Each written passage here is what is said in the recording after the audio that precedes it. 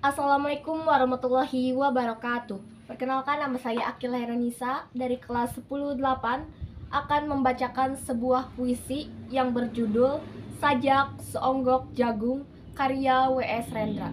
Selamat menyaksikan. Sajak Seonggok Jagung karya W.S. Rendra.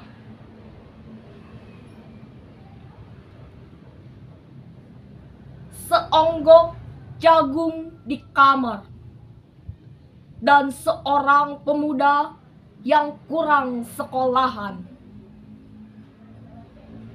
memandang jagung itu.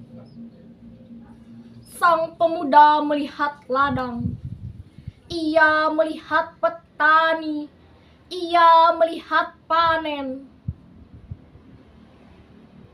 Dan suatu hari subuh, para wanita dengan gendongan pergi ke pasar. Dan ia juga melihat suatu pagi hari di dekat sumur, gadis-gadis bercanda sambil menumbuk jagung menjadi maizena. Sedang di dalam dapur, tungku-tungku menyala. Di dalam udara murni tercium kue jagung. Seonggok jagung di kamar, dan seorang pemuda, ia siap menggarap jagung. Ia melihat kemungkinan otak dan tangan siap bekerja. Tetapi ini seonggok jagung di kamar, dan seorang pemuda tamat SLA. Tak ada uang, tak dapat menjadi mahasiswa. Hanya ada seonggok jagung di kamarnya.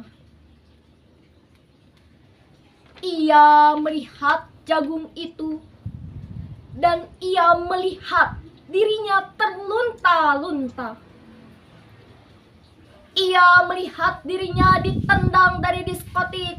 Ia melihat sepasang sepatu Kenes di balik etalase.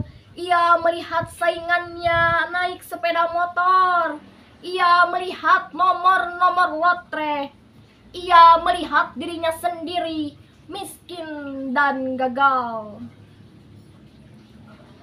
Seonggok jagung di kamar tidak menyangkut pada akal, tidak akan menolongnya. Seonggok jagung di kamar tak akan menolong seorang pemuda yang pandangan hidupnya berasal dari buku dan tidak dari kehidupan, yang tidak terlatih dalam metode dan hanya penuh hafalan kesimpulan, yang hanya terlatih sebagai pemakai tetapi kurang latihan bebas berkarya. Pendidikan telah memisahkannya dari kehidupan. Aku bertanya, apakah gunanya pendidikan bila hanya akan membuat seseorang menjadi asing di tengah kenyataan persoalannya? Apakah gunanya pendidikan bila hanya mendorong seseorang menjadi layang-layang di ibu kota, kikuk pulang ke daerahnya? Apakah gunanya seseorang belajar filsafat, sastra, teknologi, ilmu kedokteran, atau apa saja, bila pada akhirnya ketika ia pulang ke daerahnya lalu berkata, "Di sini